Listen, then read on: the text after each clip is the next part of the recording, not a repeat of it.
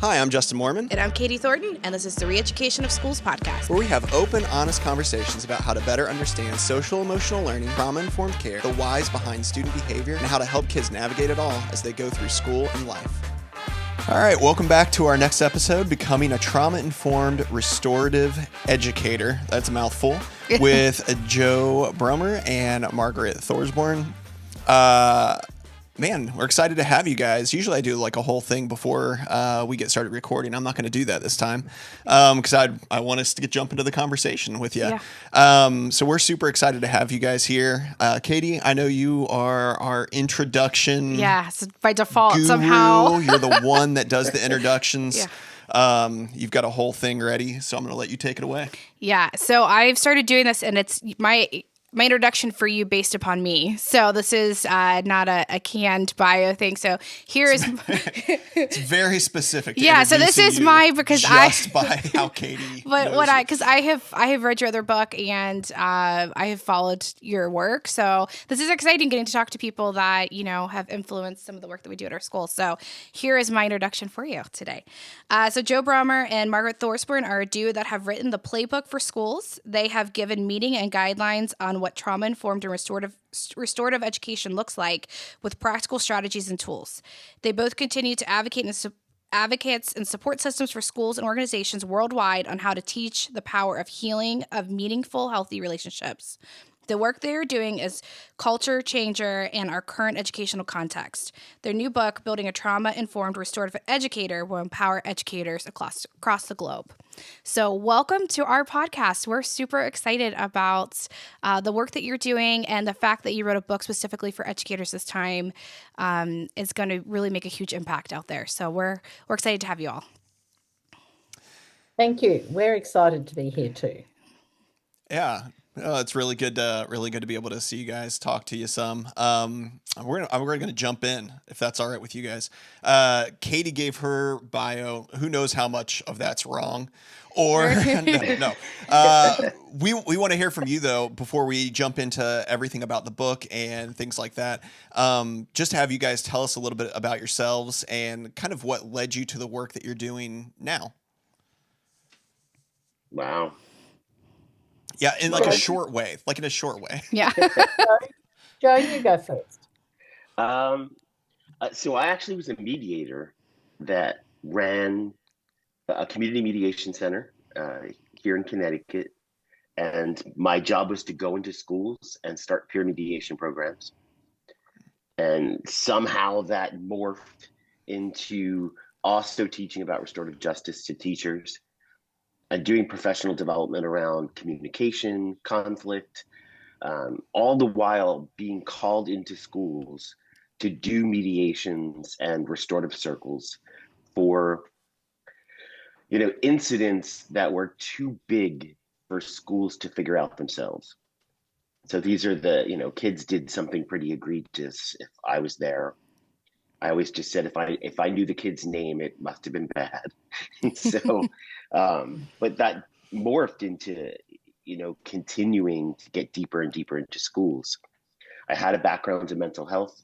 And so it all just morphed into suddenly schools are, this is now my job, going into schools and doing professional development, centered around restorative justice and conflict management, and then trauma. Yeah, that's good. Are you done, Joe? Sure. Okay. So, look, I started life as a teacher. So I was a high school teacher of biology and absolutely loved it. But when I was beginning to understand that the cross-section of a monocotyledon wasn't necessarily going to keep the fire in my belly going for a million years, and I was never interested in climbing the corporate ladder, so I moved sideways into guidance and special ed. So, Justin, I'm a little bit interested in your background and have written a book about adapting restorative practice for special needs as well. So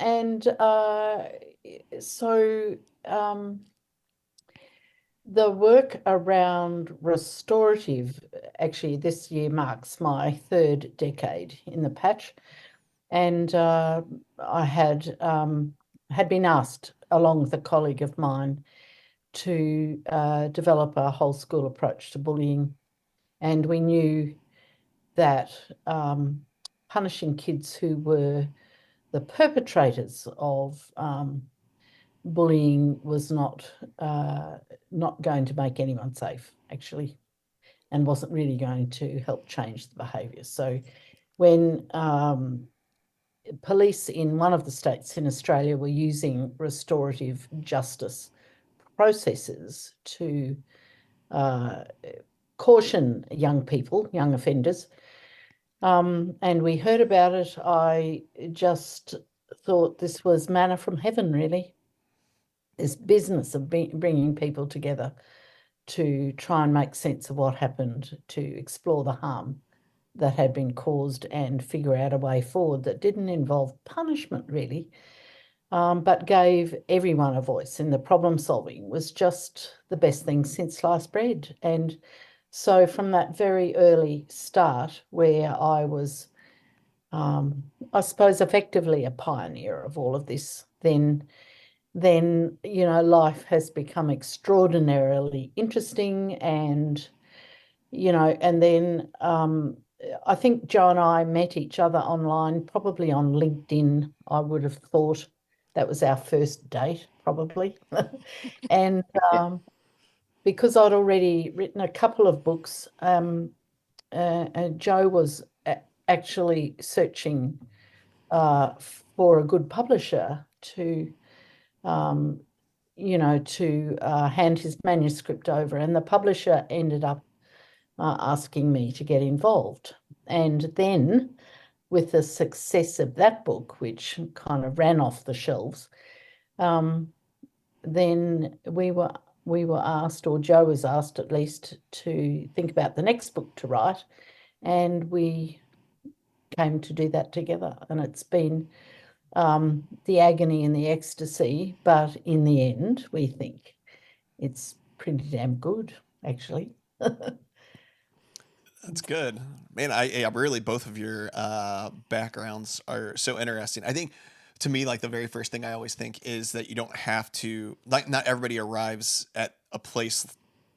Nobody arrives where they're ultimately at, this in like the most traditional ways, right? In the way that's most expected. Nobody set out and had a plan like, this is where I'll be. Like Joe, I think you said, like, you kind of go to the next thing, you find yourself at a place. It's kind of interesting. Well, so, and you guys kind of both touched on this a little bit, but like, what really led you to write your last book, which was Building a Trauma-Informed Restorative School? And then how does this current book, Becoming a Trauma-Informed Restorative Educator, differ from the first one? Like, kind of what's the difference? Because it seems like there's potentially some crossover, but really they're two very different approaches, or two different books. The first book was really the product of a friend of mine who asked me if I would consider doing a training of trainers for restorative practitioners in schools.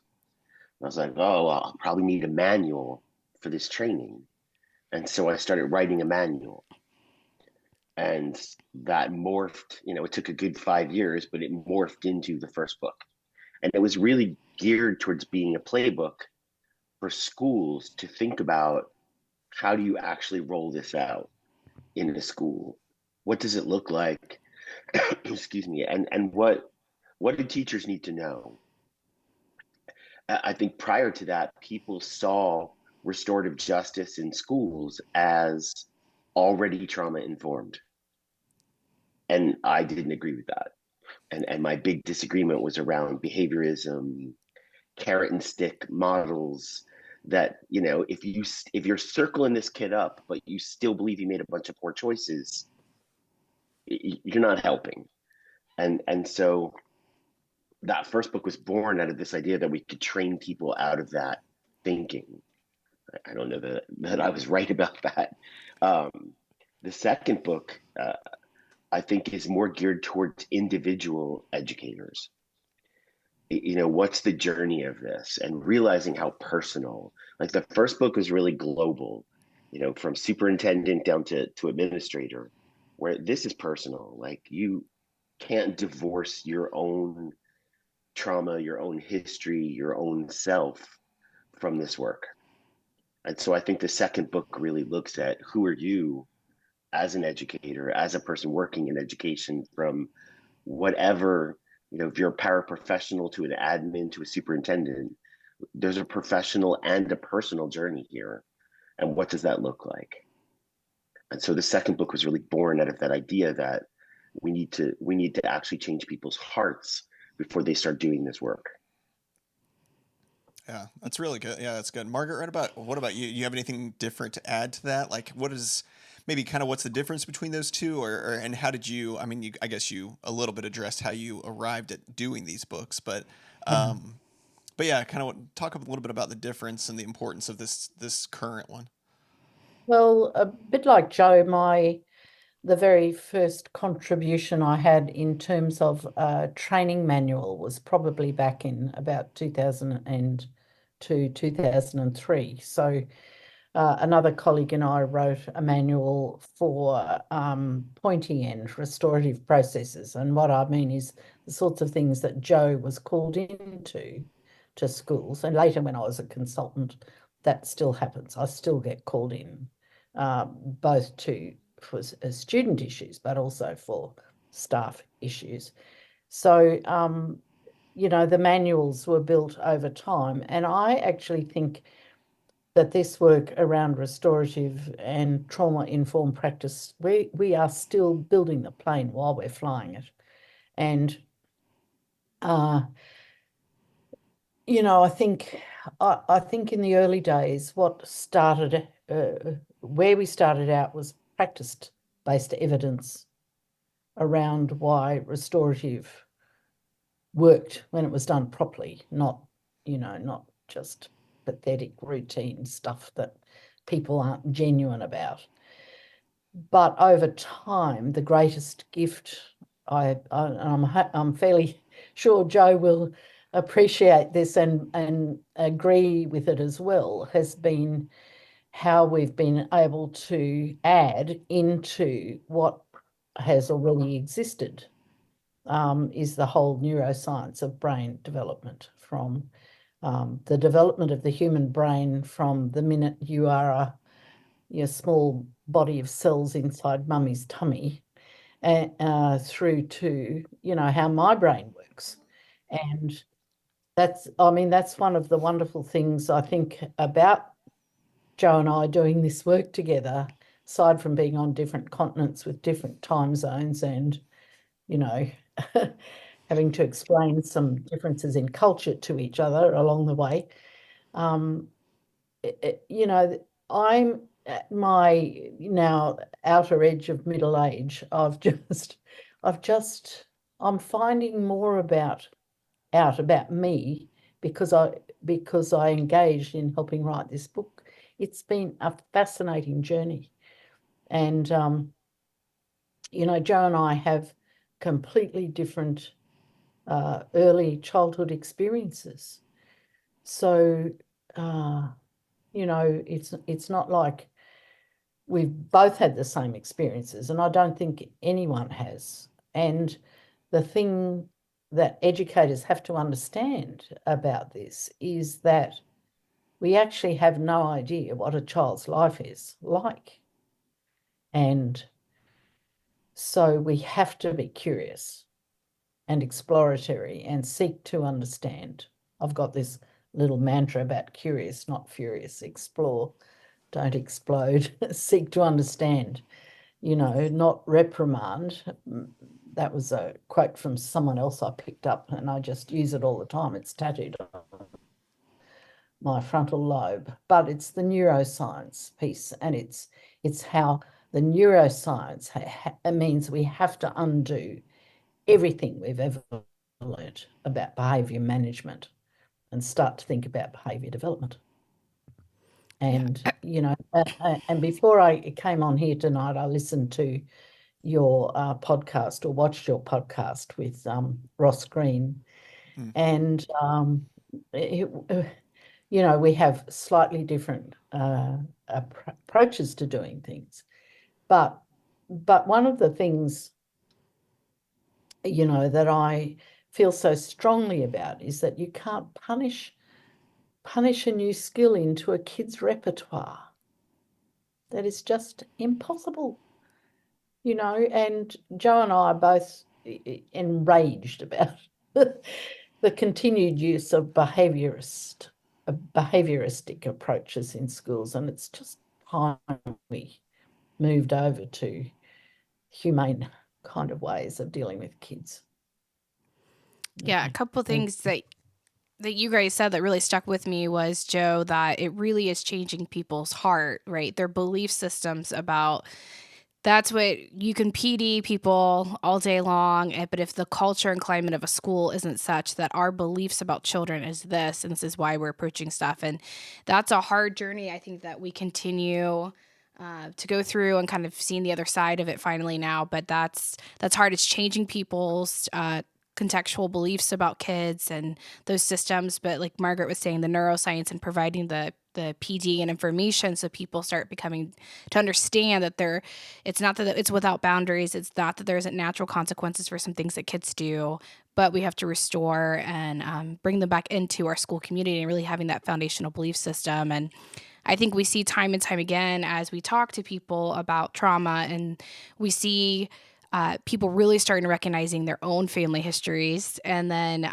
that really ends up resonating with people and really figuring out. I think Justin does a good job telling people, like really working with folks on really understanding who they are and who they're working with and why people interact or behave a certain way and what do people need from each other to make all this kind of work. So understanding each other's triggers, and then being supportive throughout that whole process. So I think your books are great places for schools and communities to start having those conversations and then setting up systems within there. So I applaud you guys. Thank you for writing basically what I really do consider like the manual for schools to start rolling some of this work out when people say, where do we start? Right? That's it. Yeah, one of the things that I guess question I had, it's not one that we sent you, so be ready. Yeah. But one of the things as you guys were talking that I thought of, you guys both kind of talked about like a process, and there's always what I think we found at least is sometimes you have people whose hearts are in it before they know certain processes that might be good practice kind of processes. But then you also have people, the flip side of that is, and I think those people are quick to, they're ready to learn those processes, right? Because their heart's in it. When do you see when it's the opposite? When people are like, oh, I'm going to put some of these practices in place, but I don't know that my heart's in it yet, or I don't know that I totally believe it, in my soul yet, or whatever, however you want to describe that. When do you usually see, or do you usually see, just in your experience, that switch over to where the processes lead to somebody believing it kind of in the depths of who they are? Or does it always start the other way? You go first, Joe. Wow. I think it definitely goes both ways. And I've seen, principals and educators who have gone through training, started to use these processes, maybe not believing in them completely, but then using the tools that are in front of them, the restorative questions, a circle process, a restorative chat, and then noticing that they get further with those students using these approaches than they would have of just suspension or punitive, bribes to behave. And so I think some people come to this work, and I think it's hard to be an educator in 2024 and not see trauma, not see that kids are coming from hard places. And so when you give educators a toolbox that, and I don't want to, I don't want to frame this work as a toolbox, because it's not. I mean, it is really heart work and relational work. But even when you first start doing it, and you don't have all that relational stuff yet, just using the communication tools, just using the process of circle, it it's surprisingly so much kinder on a kid who's already come from a hard place. And so I think one of the things that brings people to the work is the approach is way more supportive of a child who's already struggling. And I think that does bring people to the work. And so I don't know what I bet Margaret would say something similar. Well, just a different angle, really, Joe. So there are, Justin, as you said, there are people who are already deeply relational, but their colleagues would have said you're too soft, or you're not harsh enough, or the consequences, like a slap on the wrist with a wet bus ticket or something. But the experience that shifts people is one that is not transactional, it's transformational. And it's a felt sense inside here. So that, the best processes that I've ever facilitated, and there would be hundreds and hundreds and hundreds of those over 30 years, is when there is something that happens in this dialogue, whether it's between a kid and a teacher or a larger restorative process or a circle, that suddenly changes the way you think about a problem or the way you think about that child, so that you go from judgment to empathy. And it's just something that, look, I did some work with First Nation people in Canada many years ago. These were Indigenous RCMP police who were working on learning youth justice processes and going back into their communities. And look, there was a team of us from Australia who were working in Canada on a contract for a wee time. It was very cold, I have to tell you. I nearly died of the cold. But some brave man put his hand up and said, "Oh, you white fellas, don't you know you're talking about heart talk, not head talk?" So it is the heart-to-heart work that moves people to connect to each other. And that's the only thing we've got going for us, really, is the relationship. So it's going to be a positive one, which influences people to help become the best people they can possibly be. Or it's just the other way around, which is, terrible waste of time, really, and effort and energy. Yeah, that makes why this work is so hard, because it's really the human part of the human science, right?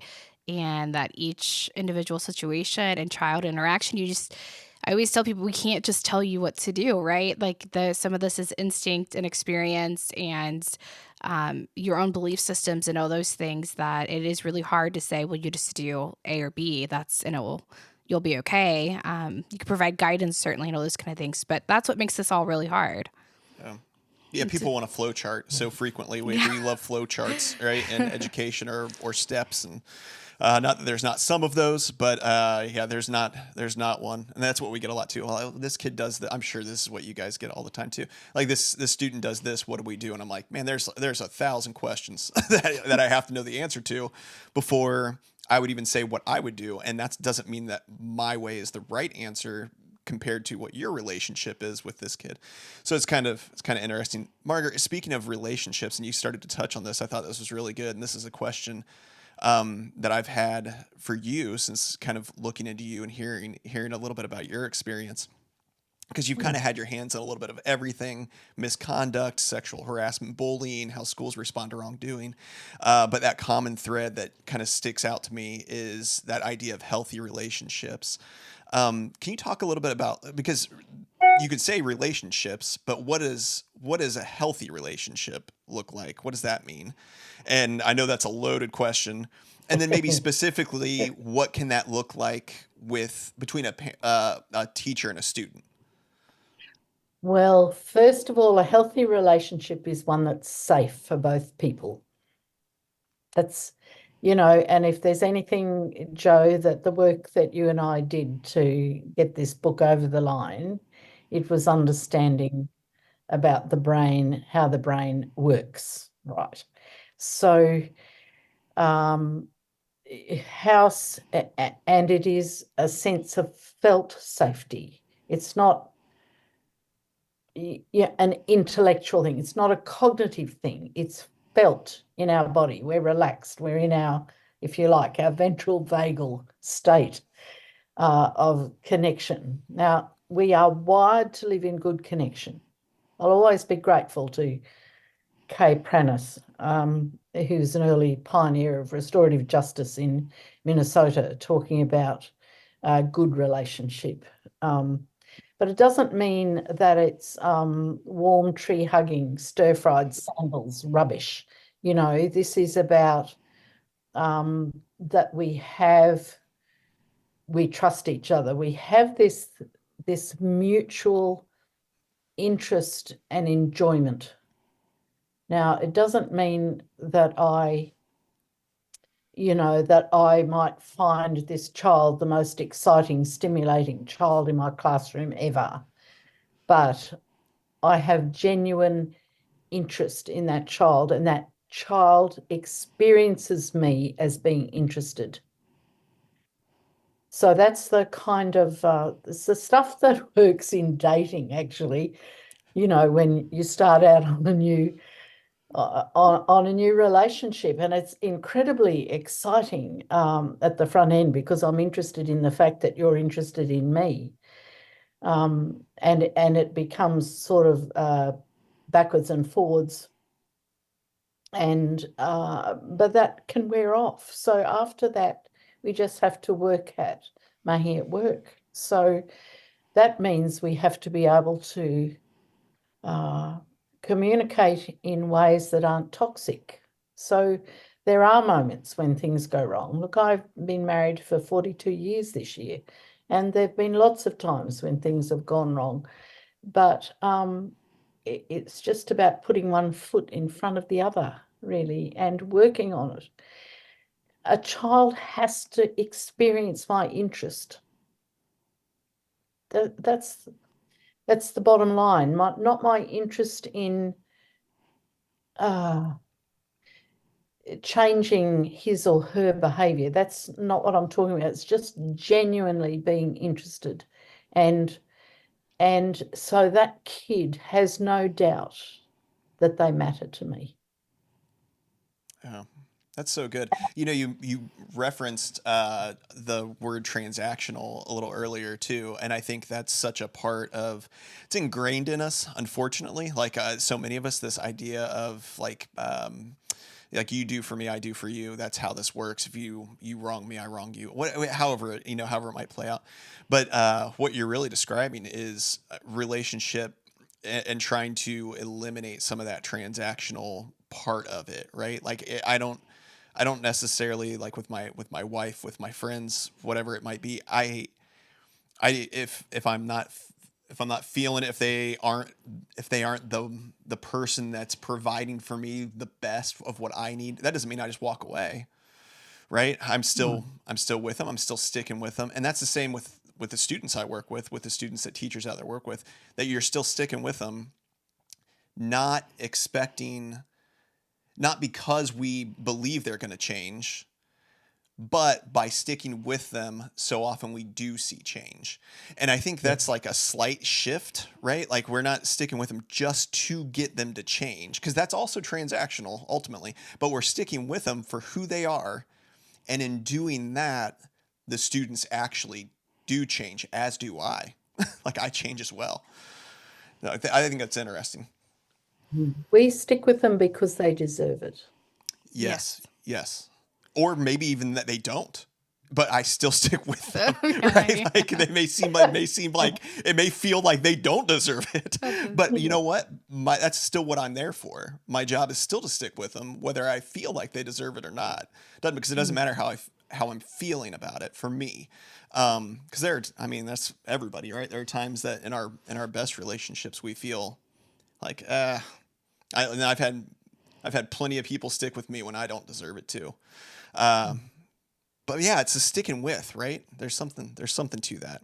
I don't get too sidetracked on that. Katie, were you going to say something? Sorry. No, I was going to say that's how you build the relational currency, right? So when they need a safe place to fall, you've been with them through that really hard time, or maybe when they weren't at their best. And think about your closest relationships. I keep on thinking about people that have stuck with me when it wasn't pretty, right? But they stuck with you and unconditionally supported you, and that's what our kids, I agree, deserve and should expect from every adult, right? To stick with them through those hard times.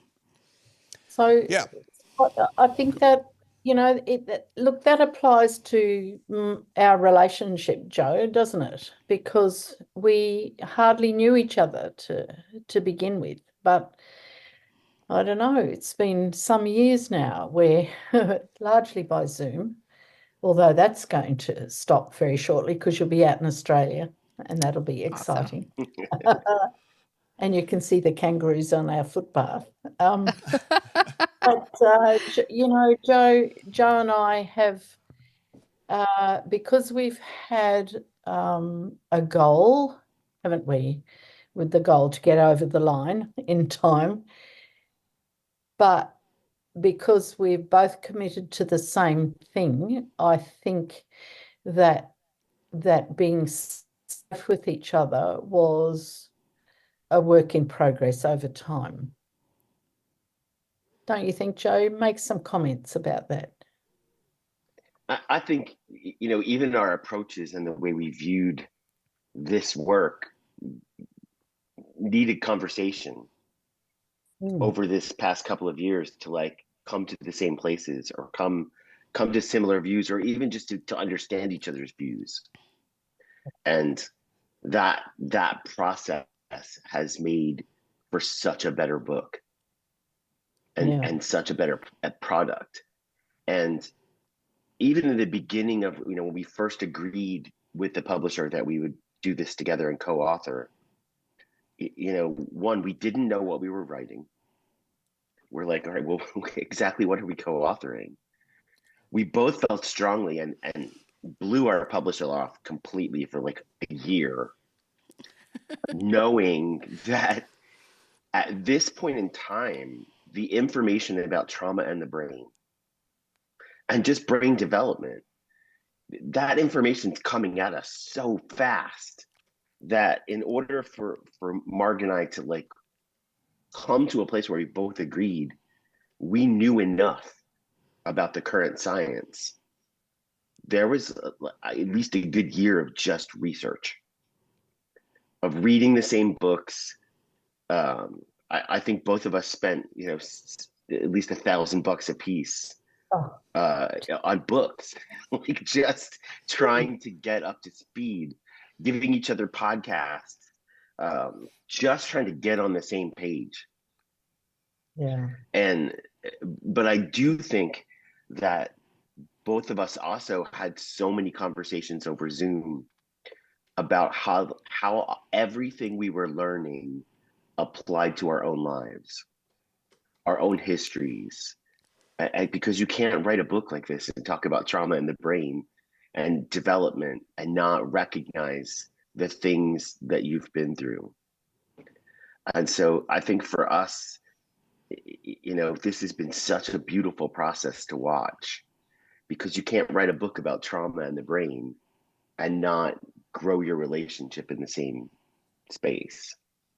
And I think it gives you an idea what healthy relationships look like, because the amount of vulnerability we needed with each other to be like, all right, so how does chapter 3 apply to you? And that's been a really interesting process, but I would also say anxiety ridden, Oh my God. frustrating, really curious, uh, because our relationship as we started doing this work was very professional. And so starting to learn and disclose to each other sort of our lives and our history and our trauma while writing a book about trauma, that was felt really interesting. Mm. I also think this book is built on those stories, those experiences, and that knowledge of like Would who are you when you do this work. Yeah. Would you agree this would be a great book for like a professional learning community or for like a teacher cohort, like a PLC group to come together Oh, and in that more intimate setting than like a big staff meeting, but that yeah. intimate setting with a trusted group of people throughout the journey to be able to have that space to talk about it? Mm. Yeah, we've continued to have conversations about that, but I think the idea of a book club or a study group is critical because these conversations need to be had with each other. It's not an academic exercise. It's a cognitive and emotional exercise to get your head around this stuff. And that's Yeah, the it, transformational aspect of it. It's transformed the way I think about me writing this book. yeah, an interesting maybe just a request on my end, but I think like study guide questions would be awesome to pair with the book to go through for schools to kind of have that up and ready if they Yeah. take this on. Yeah. I'm sure Oh, you guys are thinking like, we just did all of Yeah, this we're work, good. and now you want the study guide Now kit. you have the But study guide. we did add at the end of every chapter, there are, Yeah. the summary of the main points of every chapter at the end. And then we put in reflection questions at the end of every chapter. So at the same time, this book is set up. It's set up in a couple of ways. One, it's set up so you can like pick up any chapter and read it.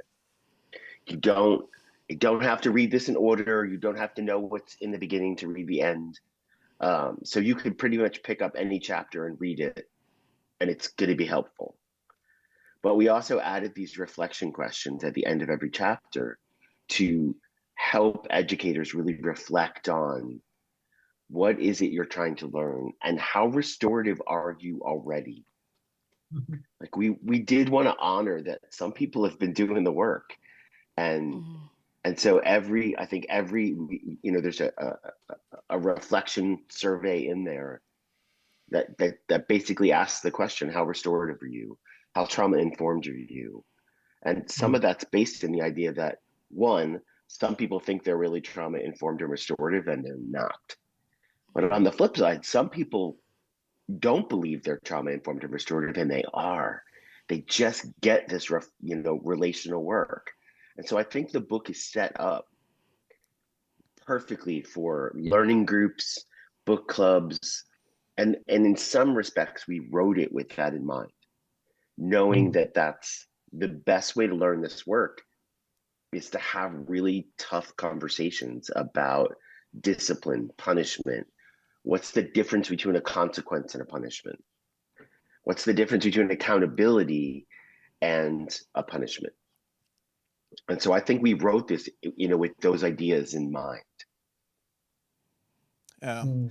Yeah, I think that all leads to kind of that idea of that genuine intention to connect, which is one of the things you guys reference in the previous book. But I think that that's the thread through everything that you guys are talking about, right? Whether it was with each other while you were writing it, whether it's in your separate work, in everything that you do, that this idea of having to have a genuine intention to connect, not just to, again, get a result, or which again is ultimately would be transactional, right? This idea of transaction. It's not about that, and it's not necessarily even always about the end result and what you get out of it.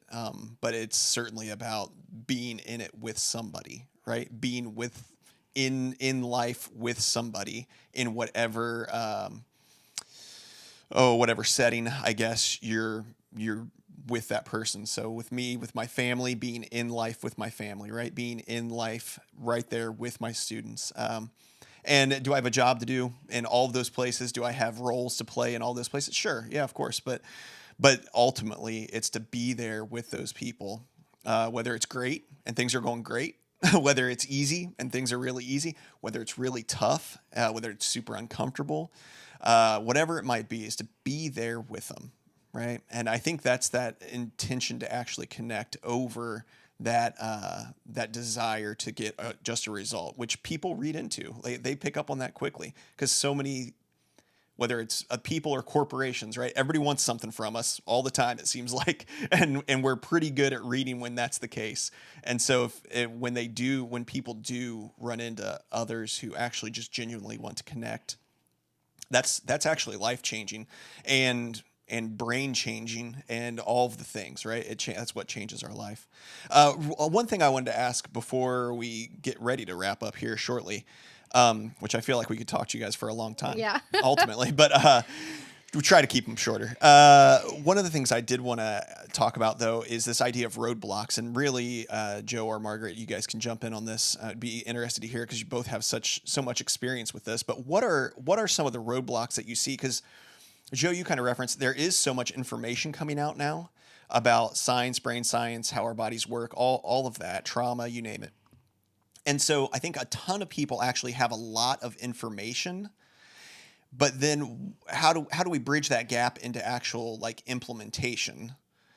Like what are some of the roadblocks there, and how does this book maybe help get us there? Who wants to go first, Joe? Marg. Well, You I guess. always default to the person that has like 30 years experience. Like, Yeah. Oh, I just no, default to stop Marg. it. Stop it. Look, the big roadblocks, the big roadblock for me from this perspective is the ignorance about how one changes one's habits.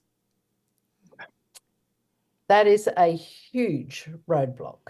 So much of what we see in schools, and it doesn't matter whether it's in the United States or New Zealand or Australia or the UK or wherever else I work, a lot of what's done is compliance driven. So it's all about obedience. It's all about doing what I tell you to do because I tell you to do it. And so shifting the way people even understand behavior change is, and unless you're willing to go down that kind of scientific pathway, and, like the thing that Joe and I hear all the time is, well, I tried a restorative with that kid and it didn't work. Well, for heaven's sake, if we're wanting someone to change their behavior, if I want my husband to change his behavior, if I want to change my own behavior, it's more than once. Look, if I could have this habit of going to the gym if I went every day until there was a neural pathway in my brain. But sadly, once off doesn't work, you see. And that just drives me crazy that people are so connected to their old pathways. I mean, there's so much work being done, like with Laurie Desautel's and Bruce Perry and Joe and I batting away, and there are a whole pile of other people trying to do the same thing. But understanding what changes behavior and then what changes culture are my two big things, really. Plus people understanding that whether or not they think they're emotional, they are. Yeah. Yeah. We wrote this in the book too, that, it not even just the United States, Canada, Australia, the UK, there's $1 billion industry for adults around self-help, behavior change, balancing your checkbook, losing weight, getting healthy, blah, blah, blah, right? Books like Atomic Habits or, I forget off the top of my head some of these, The Power to Change, the catch of that is that, you know, adults read these books and they still can't change. But we expect a student to change with one detention, one suspension, one talking to. You know, it's like, Billy, we talked about this. But the reality is, adults can't do this. Yet the demand and expectation we put on a child is just not realistic. And we expect it to be 0 to 100. Right? I give you the suspension, you should never do that again. But the reality is that's not how behavior change works. Behavior change works in baby steps. So maybe you're not late 5 days this week, but you're late 3 days this week. And that's progress. But we don't, very often we expect so much from a little undeveloped brain. And I don't know how realistic that is from a second grader that they can change their behavior that easily. Yeah. Yeah, I think that's it's super interesting. And I always forget what is the name? We just did one of the podcasts on it. The something induced prevalence-induced concept change. Yeah, that idea that like even after a problem is gone, we expand what our idea of the problem is. So we're seeing more of a problem, even though like we're not actually experiencing it nearly as much. And so even, you know, now that kid's only absent or late 2 days a week or something like that, we're going to find something else to to kind of hone in on and be like, well, this is still a problem. And you're thinking maybe we just cut somebody some slack and celebrate the victory. And doesn't mean there's not more work to be done, but not everything has to be the end of the world all the time, right? Yeah. That's hard to do. Well, one of the ways we always end our show, our episodes, is by asking if there's something that you want people to walk away knowing. If they had to walk away knowing one thing, so that's tough, right? But what is one thing you would want people to walk away knowing from this episode? Okay, I'll go first, Joe. Otherwise, it'll slip away. I want all of us. It doesn't matter whether you're an educator or not, is to understand that we are warm-blooded, hairy mammals that are wired to live in connection with each other, and those connections have to be healthy. That's the really big one for me that we've forgotten, I think, in the busyness and the high technology of the lives that we lead at the moment. People have forgotten that we are social animals who survive because of our connections with each other. So that would do me for the moment. It's a big... Yeah. I'd build off that and say, because we're warm-blooded, hairy mammals, so many of the approaches that we've been using, which are carrots and sticks, they not only don't work, they cause more problems than they solve. And I think, it's that balance, right? We've been doing what we've been doing for a really long time. And so people hold on to it. And it's been hard to watch educators struggle with letting go of, well, there has to be a consequence, which secretly meant punishment, and realize, no, what really has to happen is that kid's brain needs some new pathways, and punishment doesn't do that. And so I think what I want people to walk away with is just the idea of question what you've always been doing, because the science has really painted a different picture for us of how humans work and how brains work. And that stuff we were doing that we thought was working is really making things worse.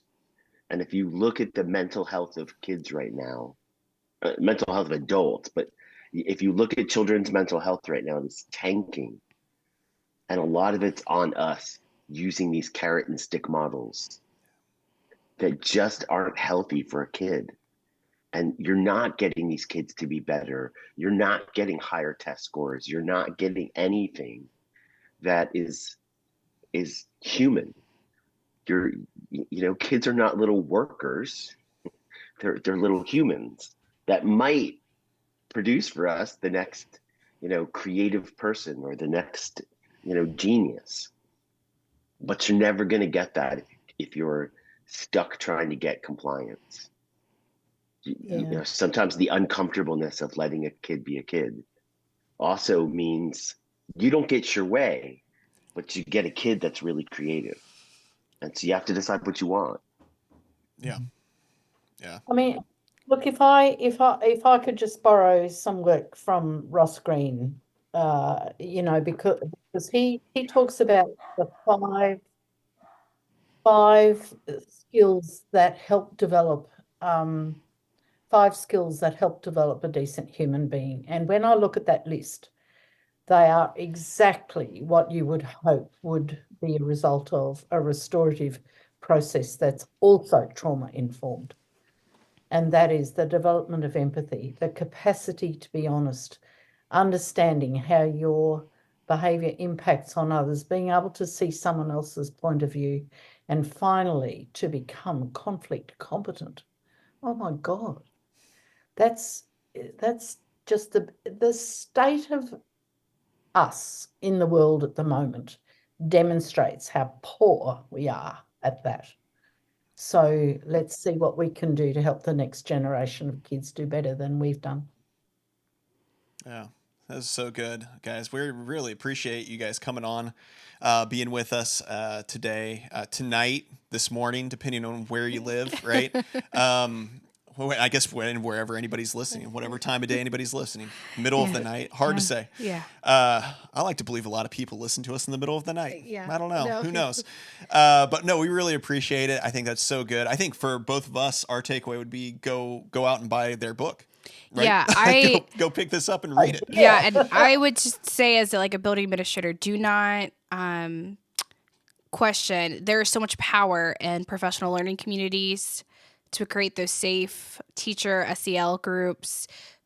Buy this book. If you're looking like, what am I going to do in my school next year? Buy this book, do the PLC groups with your teams, and allow the conversations to happen. Because we have to do this walk alongside our teachers and do this with them because it's hard, but allow those conversations. And this book is a dynamic start to starting to make some of that change within your school community. Oh. Katie, I'm going to let you take us out. Oh gosh. I know there's a lot of pressure. I know. I forget. I don't. It's whatever you make it up to be right now. You talk us out. Okay. So I thank you, Joe and Mark, for joining us today. We're super excited.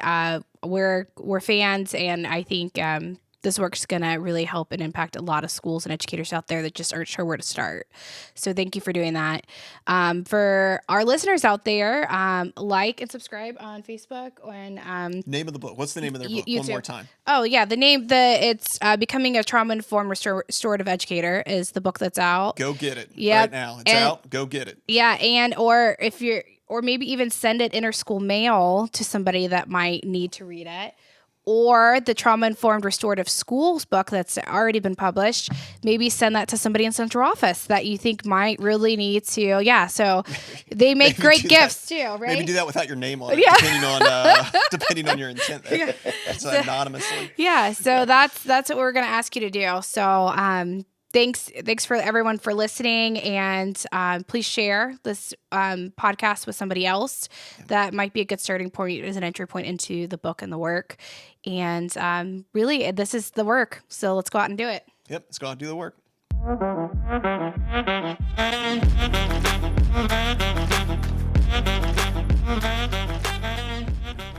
Hey everybody, let's keep the conversation going. Like and subscribe below and keep the comments rolling.